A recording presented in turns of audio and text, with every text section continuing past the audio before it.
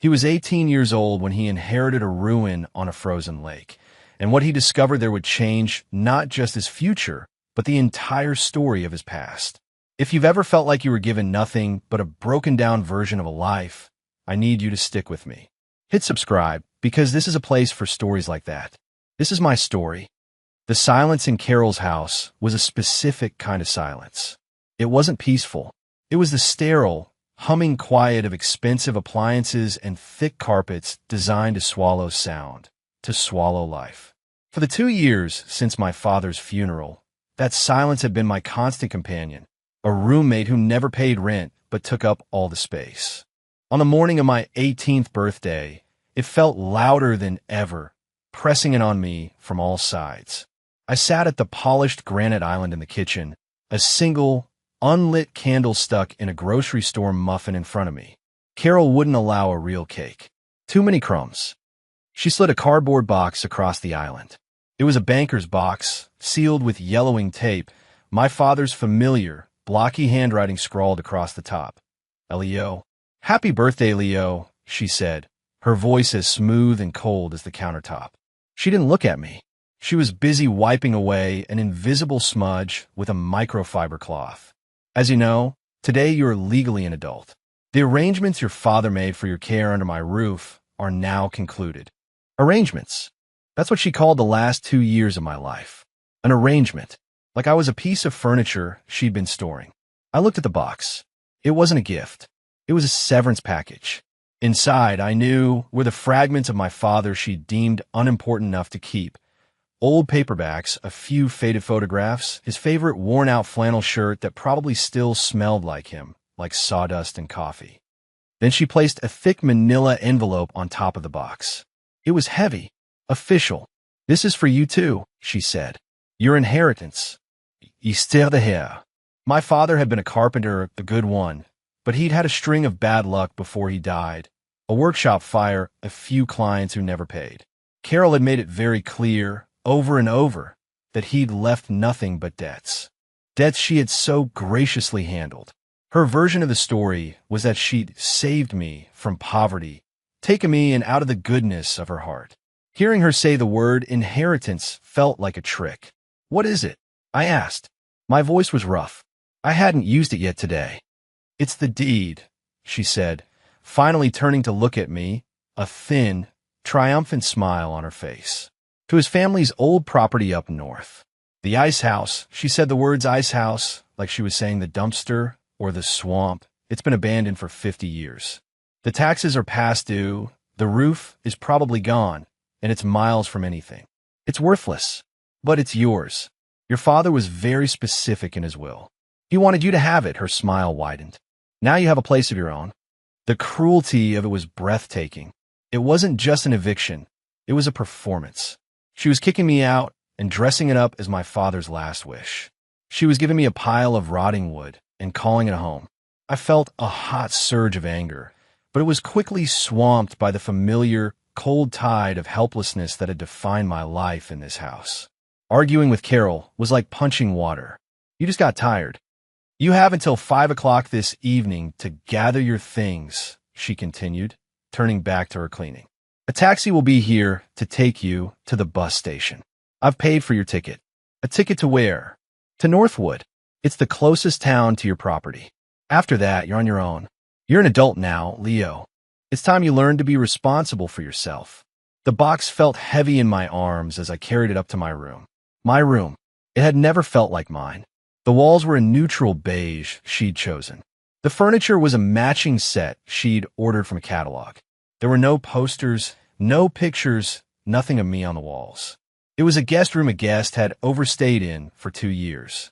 I packed a single duffel bag, a few changes of clothes, the worn sweatshirt that had been my dad's, a book. I put the photos from the box into the side pocket.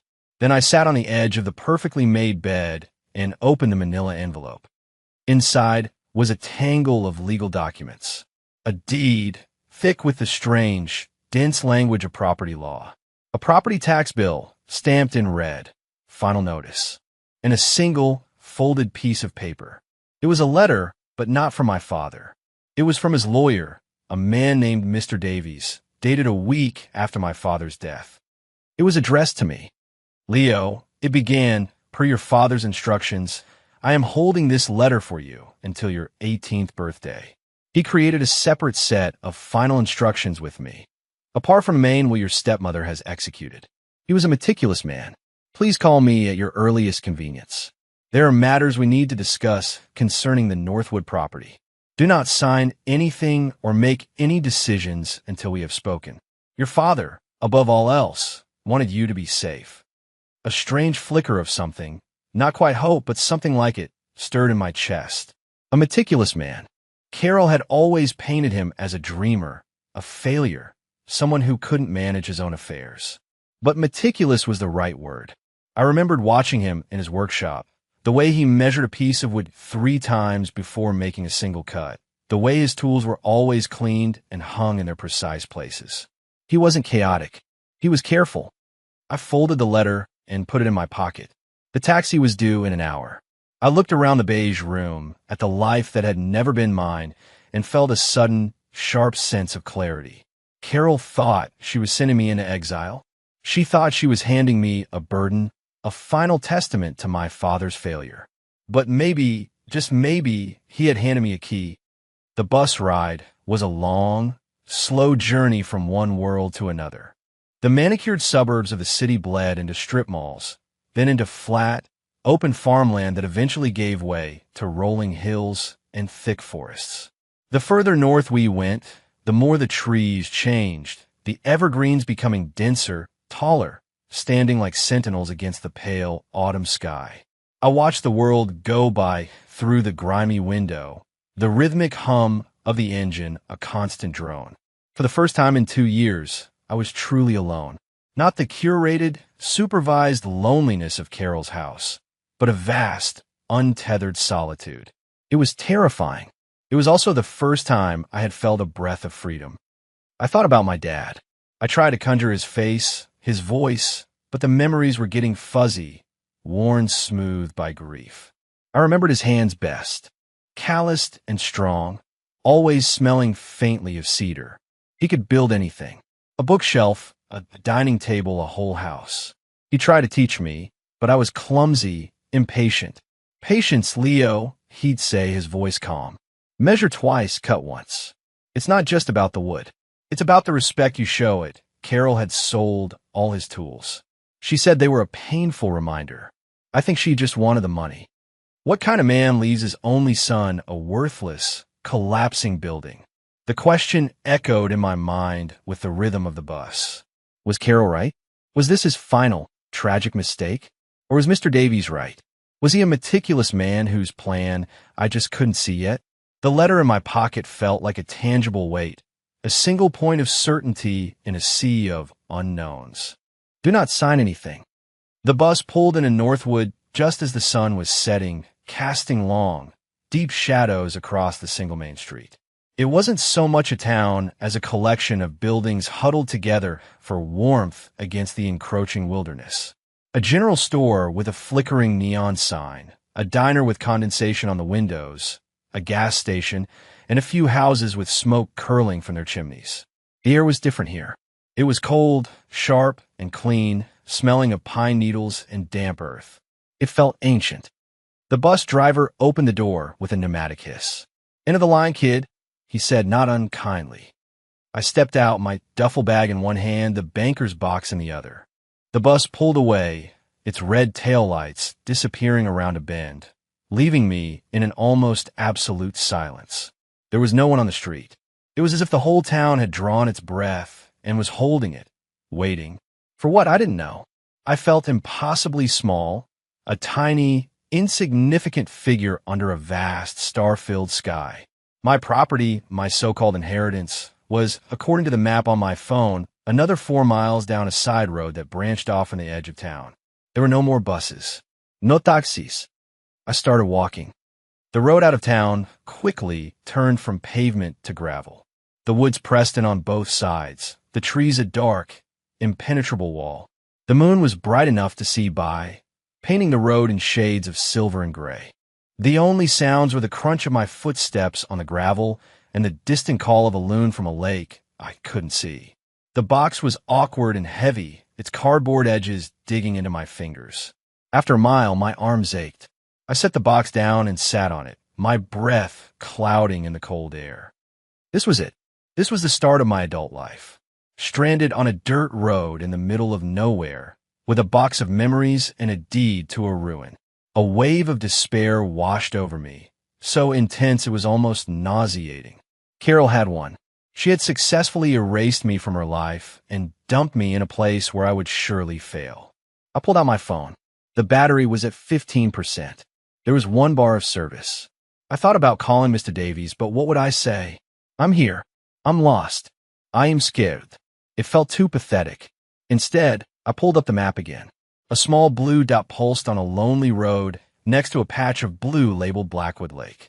I was close. I picked up the box and kept walking. Another 20 minutes of trudging down the gravel road, and I saw it. A narrow, overgrown lane branching off to the left, marked by a rusted metal post with the faded numbers of the address. The lane was more like a trail, choked with weeds and fallen branches. I pushed my way through, the branches scratching at my face and clothes. And then the trees opened up and I saw it. The ice house. It stood on a small clearing that sloped down to the shore of a vast, dark lake. The moonlight reflected off the water, a shimmering, silver path that stretched to the opposite shore. The building was enormous, far bigger than I had imagined.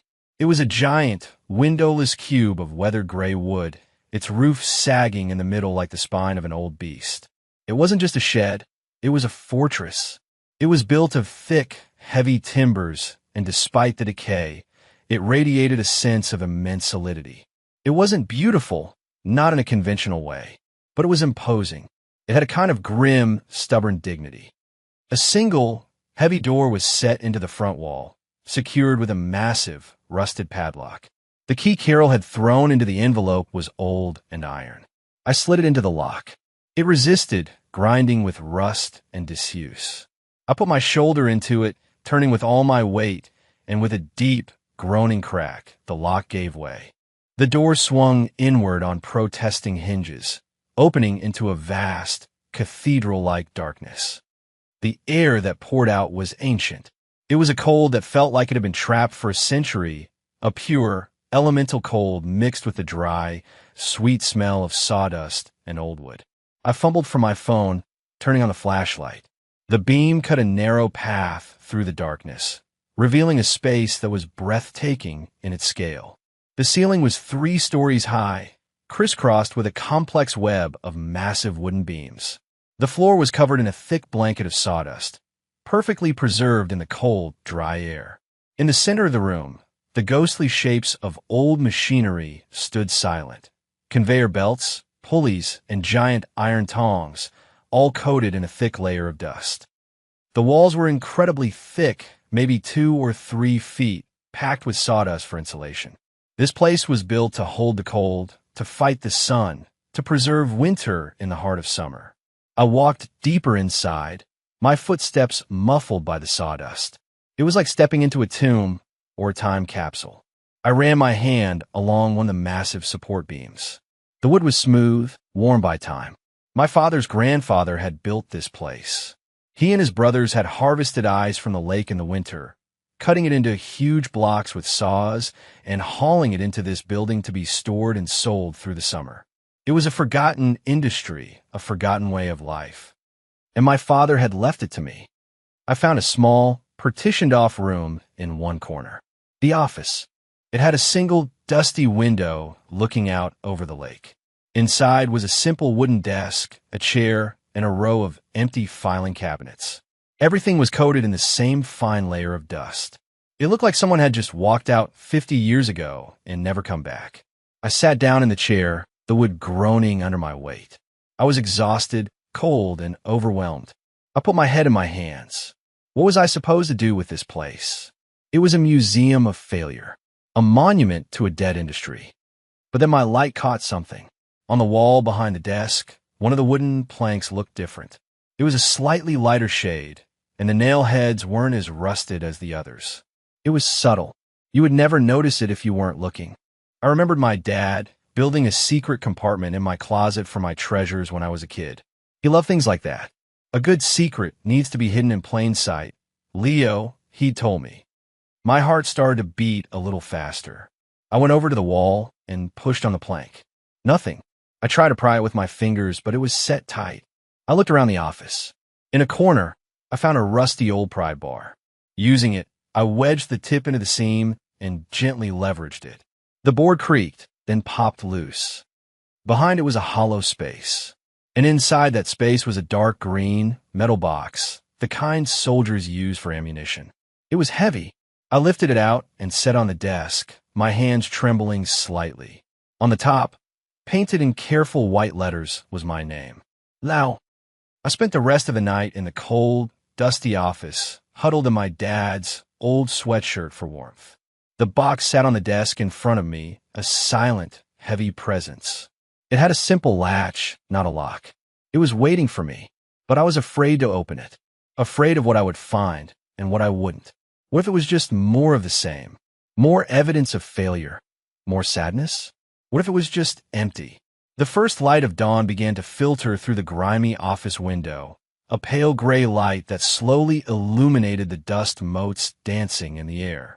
The lake outside was a sheet of silver, perfectly still, a thin layer of mist hovering just above its surface. The world felt new and quiet. It was time. My fingers were numb with cold as I fumbled with the latch. It sprang open with a sharp click. I lifted the lid. The first thing I saw was money. Stacks of it. Neat, paper-banded bundles of $100 bills. It wasn't a fortune, but to me, it was more money than I had ever seen in my life.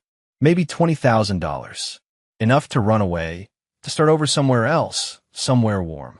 Enough to prove Carol wrong. But beneath the money, there was something else. A thick stack of letters, tied together with twine, and a large leather-bound journal.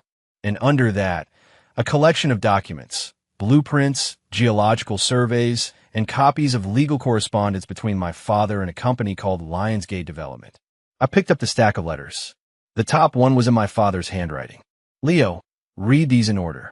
And read them all before you do anything. I love you. Dad. My hands were shaking now. I untied the twine. The letters were dated, starting from just after my mom died, and continuing right up until a week before his own death. I opened the first one. My dearest Leo, it began. If you're reading this, it means I'm gone, and you have turned 18. It means my plan worked, at least this far. I'm sorry for all of this. I'm sorry for the secrets. I know you must be confused and probably angry. I know what Carol has likely told you about me, about my finances, about this place.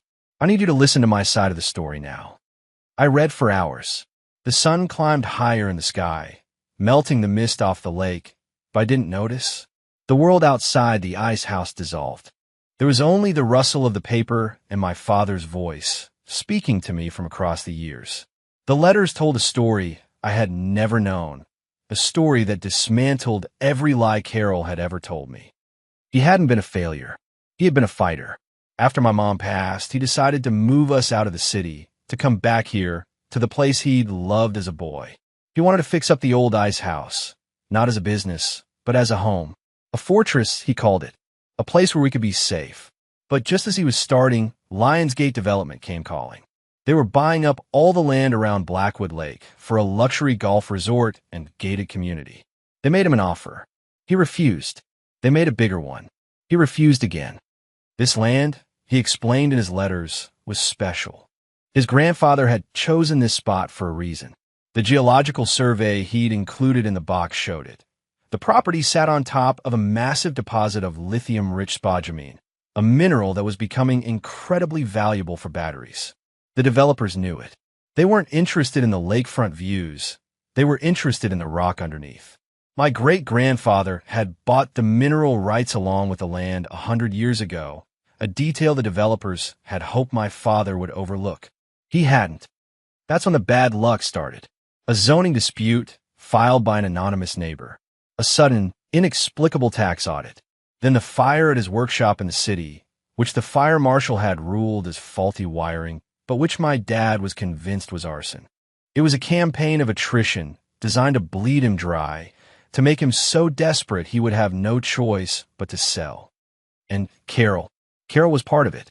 He'd met her a year after the pressure started. He thought she was a lifeline. He wrote about how he'd fallen for her, how he'd trusted her. But slowly, things started to go wrong in ways he couldn't explain. Documents would go missing from his desk. He would tell her about a legal strategy in confidence, and the next day, the developer's lawyers would have a countermove ready. He started to suspect. He set a trap, feeding her a piece of false information.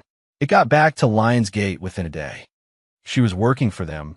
Leo, he wrote, and I could feel the agony in his handwriting, the betrayal that must have shattered him. They paid her to get close to me, to find my weaknesses, to convince me to sell. When I confronted her, she admitted it. She said it was just business. I told her to get out. But the next day, I had my accident. His accident. He'd fallen from scaffolding. The official story was that he'd slipped. But in his last letter, written from a hospital, he told the truth. The scaffolding had been tampered with. He knew he didn't have long, and he knew Carol would take everything. So I made a new will, Leo, with Mr. Davies. I left Carol the house, the savings, everything she thought she wanted. It was the only way to make her feel like she'd won, to make her leave you alone until you were old enough. But I left the ice house, the only thing that truly matters to you. It's not a ruin, son. It's a legacy. I've been secretly reinforcing the foundation, replacing the main support beams. I used the last of my money, the cash in this box, to pay for the materials. I did at night. It's solid. It's safe. Don't sell it. Whatever they offer you, don't sell it. This land is our story. It's your future. The journal in the box has all my research, all the proof you'll need about the mineral rights, about their harassment, everything. Mr. Davies knows what to do with it. This is your choice, son. You could take the money and walk away. I wouldn't blame you. Or you can stay. You can fight. You can finish what I started. Whatever you do, know that I never, ever gave up on you. This wasn't abandonment. It was the only way I knew how to protect you. I finished the last letter, and my whole body was shaking. I wasn't cold anymore. I was burning with a rage so pure it felt like it could melt the iron machinery in the room. Every memory of the last 2 years replayed in my mind, recast in this horrific new light. Carol's fake sympathy, her constant sighs about my father's mistakes, her calculated cruelty. It had all been a lie, a long, twisted, evil lie. And my dad, my quiet, gentle, carpenter father, he hadn't been a victim. He'd been a warrior, fighting a silent, lonely war against a pack of wolves. And he'd fought to his last breath. He hadn't left me a ruin. He'd left me a shield. He'd left me a mission. I cried then.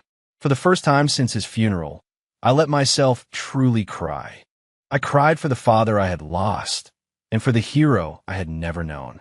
I cried for the years of lies I had lived through. And I cried for the boy who had walked up this gravel road last night, terrified and alone, who no longer existed. He was gone.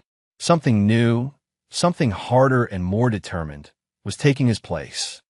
When the tears finally stopped, a profound calm settled over me. The path forward was terrifying, but it was clear. I wiped my eyes, stood up, and looked out the window at the lake. The sun was high in the sky now, glinting off the water. It was beautiful. It was mine. I took out my phone. The battery was at 5%. I had just enough time to make one call. I dialed the number from the letter. Davies' law office, a polite voice answered. "My name is Leo," I said, my own voice sounding strange and steady to my ears. "I need to speak with Mr. Davies. It's about my father. It's about the ice house." Mr. Davies was exactly what his letter had suggested, calm, precise, and professional.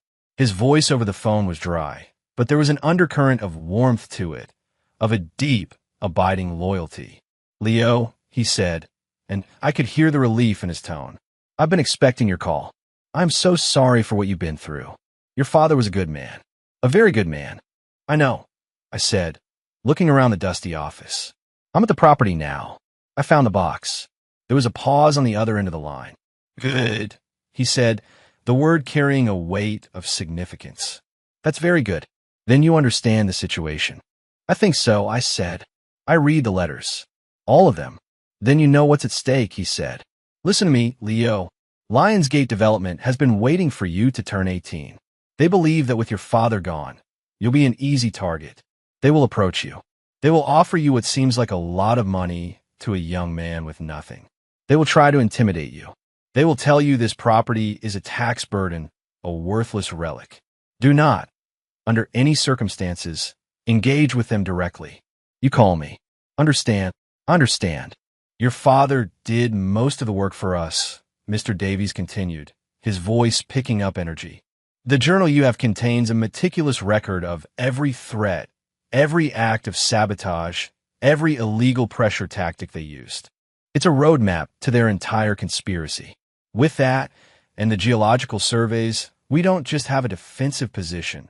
We have grounds for a massive lawsuit. But we have to be smart. The first step is to secure your position. I've already prepared the paperwork to pay the back taxes from a trust your father set up with the last of his money. The property is safe for now. The next step is for you. What do? I asked, feeling a familiar flicker of helplessness. I was just a kid. This was a world of lawyers and corporations. For now, you hold your ground, Mr. Davies said firmly. Your physical presence on the property establishes residency. It makes it much harder for them to use legal loopholes to claim it's abandoned. Can you stay there? Is it habitable? I looked around the cavernous, cold space. Habitable was a strong word. Not really, I said, but I can make it work. Good, he said again. Your father was a resourceful man. I suspect you are too. I'm going to send you a package with some supplies and a proper burner phone. Don't use your commercial phone for anything important. They may be monitoring it. Just sit tight. Keep your head down, and read your father's journal. Know your enemy. I'll be in touch in a few days to discuss our first move. We hung up, and the silence of the ice house settled back around me. But it was a different kind of silence now. It wasn't empty. It felt charged, full of purpose. I was no longer a victim of circumstance. I was a soldier, left in command of a remote, frozen outpost, with my father's last orders to hold the line. The first few days were the hardest. The cold was a physical entity, a constant pressure that seeped into my bones. I slept in my dad's old sweatshirt, wrapped in a dusty canvas tarp I found, my duffel bag for a pillow. The money my dad had left was a constant temptation. I could have been on a bus to anywhere, checked into a warm motel, eating a hot meal. Instead, I was eating cold cans of beans I'd bought at the general store in town, my only light from my phone's dying flashlight. I spent the daylight hours exploring every inch of my inheritance. My dad was right. The work he'd done was invisible from the outside, but it was everywhere.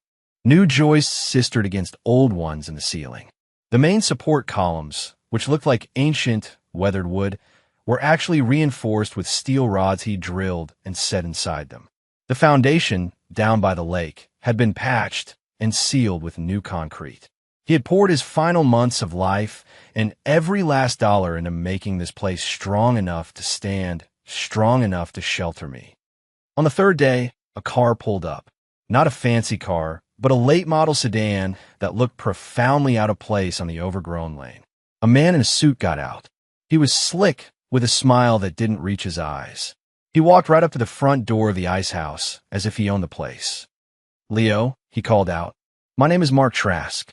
I'm with Lionsgate Development. I'd love to have a word with you." I remembered Mr. Davies' warning. Do not engage. I stayed silent, hidden in the shadows of the cavernous interior. "Look, kid," he said, his voice changing, the fake friendliness evaporating. "We know you're in there. We know your situation. Your stepmother told us everything. You're broke. You're alone. This place is a wreck. It's going to cost you a fortune in taxes and upkeep you don't have. We're prepared to make you a very generous offer. $250,000. Cash. You sign the papers, and you can walk away from this dump today and never look back. $250,000. The number hung in the air. It was more money than I could even comprehend. It was a new life. It was everything Carol said I'd never have. For a dizzying second, I saw it. A new apartment, a car, college. A clean break. Then I thought of my father's letters. I thought of his broken body in a hospital bed, using his last ounces of strength to write to me, to warn me. I thought of the love and care hidden in the reinforced beams above my head. This place wasn't a dump. It was a testament. It was the only piece of my father I had left. The anger returned, cold and clear. I walked to the door and stood in the opening, letting my eyes adjust to the light. Trask took a step back, surprised. "I'm not interested," I said. My voice didn't shake. He smirked. "Don't be a fool, kid. Your father was a fool. He was a sentimental carpenter who didn't know what he was sitting on. He died with nothing. You want to end up like him? Get off my property," I said. His smile vanished completely. "This isn't over. That offer has an expiration date. When winter hits and you're freezing in this barn, you'll be begging us to take it. And the offer will be much, much lower." He got back in his car and sped away, spitting gravel. I stood there for a long time, my heart pounding. The first shot had been fired. I hadn't flinched. That night, I opened my father's journal. It was filled with his neat, blocky handwriting, page after page of notes, dates, and observations. He'd documented every phone call with Lion's Gate, every threat.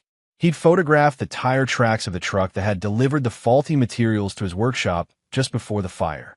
He'd even recorded a phone call with Carol, where she inadvertently admitted to passing information to Trask. It was all there. A meticulous, damning indictment. My father hadn't just been trying to protect the land. He'd been building a case. He'd been gathering the ammunition for a war he knew he wouldn't live to fight himself. He had been preparing the battlefield for me. The package from Mr. Davies arrived a few days later, delivered by a local courier who gave me a curious look. Inside was the burner phone, a solar charger, and several thick, military-grade sleeping bags. There was also a cashier's check for a few $1,000s. A note from Mr. Davies was attached, from the trust. For supplies. Get a generator. Get wood stove. Winter is coming. We file next week. The next morning, I walked the 4 miles back into town. This time, I didn't feel like a lost kid. I felt like a man with a purpose. I walked into the Northwood General Store. It was one of those old stores that sold everything from groceries and hardware to fishing tackle and long underwear. An old man with a weathered face and a flannel shirt stood behind the counter. "Help you?" he asked, his eyes crinkling with a kind of gentle suspicion reserved for outsiders. "I need a generator," I said, "and a wood stove. A good 1-inch. He raised an eyebrow. "Big plans for the old ice house, then? Heard someone was camping out there." News traveled fast in a small town. "Just moving in," I said. The man's expression softened. "You must be Frank's boy." I was taken aback. "You knew my father?" "Knew him? Of course. Frank and I went to school together. He was a good man. Stubborn as a mule, but a good man. Broke my heart when I heard what happened. He stuck out a thick, calloused hand. "Name's George. Anything you need, you come see me." Frank was fighting for this town, whether folks knew it or not. That resort, it would kill this place. Turn it into some playground for rich folks. He sold me a generator and a heavy cast-iron stove at a discount, and even offered to deliver them in his pickup truck. As we loaded them into the back, he paused. "Your dad used to talk about you all the time," he said, not looking at me. "Said you were smart and stronger than you knew." Looks like he was right. That afternoon, driving back to the ice house in the passenger seat of George's rattling truck, something inside me shifted. The crushing weight of loneliness I'd been carrying for 2 years began to lift just a little. I wasn't entirely alone in this fight. I had Mr. Davies. I had George. And I had my father, his voice in the letters, his foresight in the reinforced walls, his legacy in my hands. Installing the wood stove was the hardest physical work I'd ever done. I had to figure out how to run the chimney pipe out through the thick, sawdust-packed wall without compromising the structure. I found my dad's old tool schematics in the journal, and, following his careful drawings, I managed it. It took me 2 full days of sweat and cursing. But when I finally lit the first fire, the feeling of accomplishment was immense. The stove was a black, iron heart in the center of the vast space. The first crackle of the kindling, the first puff of smoke up the chimney, the first wave of radiant heat pushing back against the deep, ancient cold, it was life. It was warmth. It was home. That night, for the first time, I didn't sleep in a cold, dusty corner. I pulled one of the new sleeping bags close to the stove, and I slept in the warm, orange glow, feeling safe. I was no longer just occupying the ice house. I was inhabiting it. I was turning my father's fortress into a home. A week later, Mr. Davies called on the burner phone. "We filed a lawsuit this morning," he said, "against Lionsgate Development, Mark Trask, and Caroline Miller." He used her full name, and it sounded alien, criminal. "For wrongful death, conspiracy, and industrial sabotage. We also filed an injunction to halt any development on the lake pending the outcome of the lawsuit. We're using your father's journal as the primary evidence." "What happens now?" I asked, my stomach twisting into a knot. "Now they fight back," he said.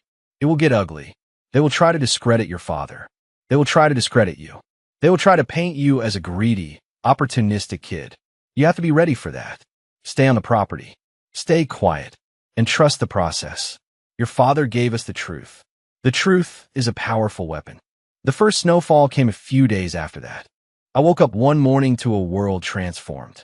A thick, silent blanket of white covered everything: the trees, the ground, the roof of the ice house. The lake was a dark mirror reflecting the gray sky. The air was still and muffled. The beauty of it was absolute. I stood in the doorway, a mug of hot coffee in my hands, made on a hot plate powered by the generator, and watched my breath plume in the cold air. The winter was long and hard, but I was ready for it.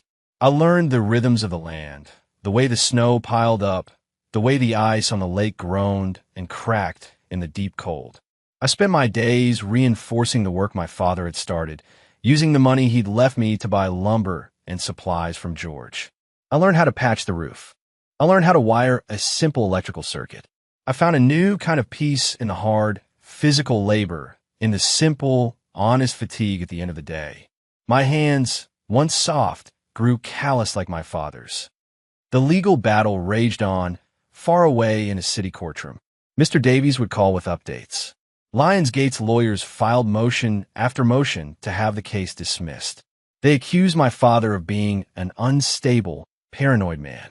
They produced a forged document, supposedly a sale agreement he had signed. But Mr. Davies, armed with my father's meticulous records, dismantled their lies one by one. The recorded phone call with Carol was the turning point.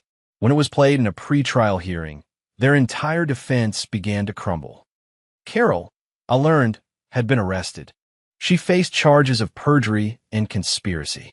Trask was fired from Lionsgate as the company scrambled to distance itself from the scandal. The story of the small-town carpenter who had outsmarted a multi-million-dollar corporation from beyond the grave started to leak to the press. One afternoon in late spring, as the snow was finally beginning to melt and the first green shoots were pushing up through the cold earth, Mr. Davies called. His voice was different. It was light. "They want to settle, Leo," he said. "Settle. They're offering to drop their claim to the land and the mineral rights completely. In addition, they're offering a financial settlement for the damages to your father and to you. A significant 1 inch." He named a number that made my knees feel weak. It was more than a new life. It was a new world. "What about the lawsuit?" I asked. "The criminal charges?" "The district attorney is pursuing the case against Carol and Trask regardless of the civil settlement," he said. "This is about the land, about your future. The choice, as always, is yours. We can take this to trial, and we will likely win, but it could take years. Or we can accept this, and it's over. You've won. Your father has won." I looked out the office window. The ice was breaking up on the lake. The water was a brilliant, impossible blue. I thought about the long winter, about the quiet strength I had found in this place. I thought about George and the other townspeople who had slowly started to stop by, bringing a pie or offering to help chop wood, telling me stories about my dad. This place wasn't just a piece of property anymore. It was a community. It was my home. "We accept," I said, "on one condition. The ice house stands as strong as ever. But it's different now. There are windows set into the thick walls, letting in the light. The old machinery is still there, cleaned and preserved, a monument to a time gone by. But around it, the space is a home. There's a kitchen, a living area warmed by the wood stove, and a workshop where I've started to learn my father's craft, using a set of old tools George found for me that had belonged to my grandfather. The settlement money sits in a trust managed by Mr. Davies. It secured my future, but it didn't define it. My one condition for the settlement was that Lionsgate had to fund the creation of a local land trust, putting the entire shoreline of Blackwood Lake outside of my property into a permanent conservation easement. No resorts, no gated communities, just the lake, the trees, and the quiet, stubborn dignity of the wilderness. My father had been fighting not just for his land, but for the soul of the place. It felt right to finish that fight for him. Sometimes, I take my father's letters out of the green metal box and read them again. They're not just a story of betrayal and struggle. They are a story of a father's love, a fierce, protective, and meticulous love that reached across death itself to give his son a future. He didn't leave me a ruin. He left me a choice. He taught me that inheritance isn't about what you're given. It's about what you choose to build with it. It's about what you choose to protect. I look at my hands now, and I see his hands. I'm not just his son anymore. I'm the keeper of his legacy, the guardian of his fortress. Carol thought she was kicking me out. She thought she was sending me to a cold, worthless, forgotten place. And she was right. It was cold. It was forgotten. But it wasn't worthless. What I found inside that old ice house wasn't just a secret. It wasn't just the truth. It was myself. This whole journey, from that sterile kitchen to this warm, fire-lit home, has taught me one profound lesson. Sometimes the things that look like burdens are actually foundations. Sometimes the things that people discard as worthless are the only things with any real value. Home isn't a place you're given. It's a place you fight for. It's a place you build, board by board, memory by memory, choice by choice. And I know so many of you watching this have your own story about that. Maybe it wasn't a nice house. Maybe it was a promise you kept, a family business you saved, or just a part of yourself you refused to let the world break. Whatever your fortress is, I want you to know that protecting it is the most important work you will ever do. If this story meant something to you, if it resonated with a fight you've had in your own life, please consider subscribing. We're building a community here of people who understand that the most valuable things are never easy. And I want you to share your story in the comments below. Tell me, what is the worthless thing you were given that turned out to be the thing that saved you? I'll be reading every single one, because your story matters.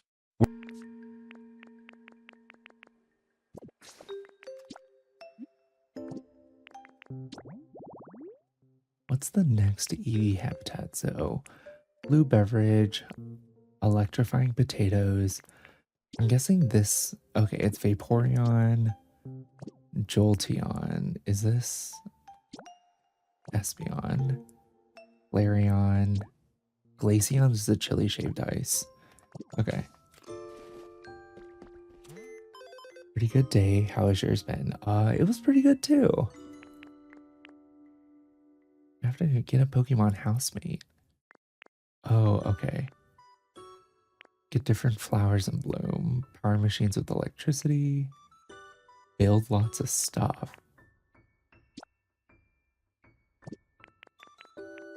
Okay.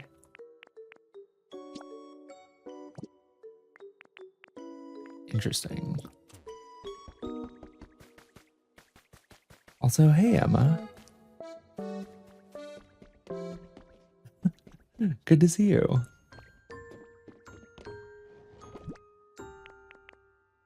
Man, like, everyone's in here. It's gonna be a great night. Put this in here. We'll keep that.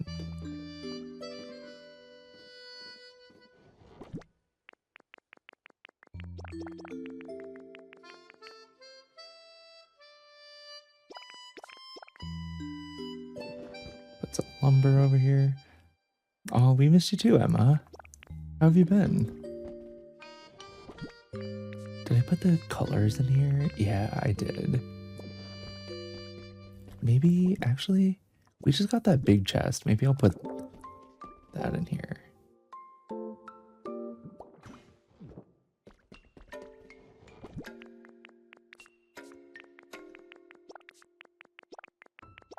There we go. And then we'll make a nice little frame.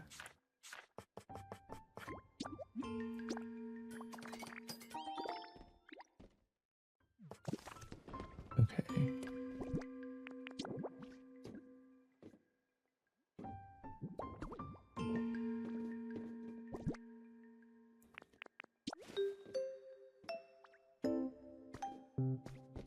Oh yeah, it's all coming together. 10 out of 10, quote, hard eyes.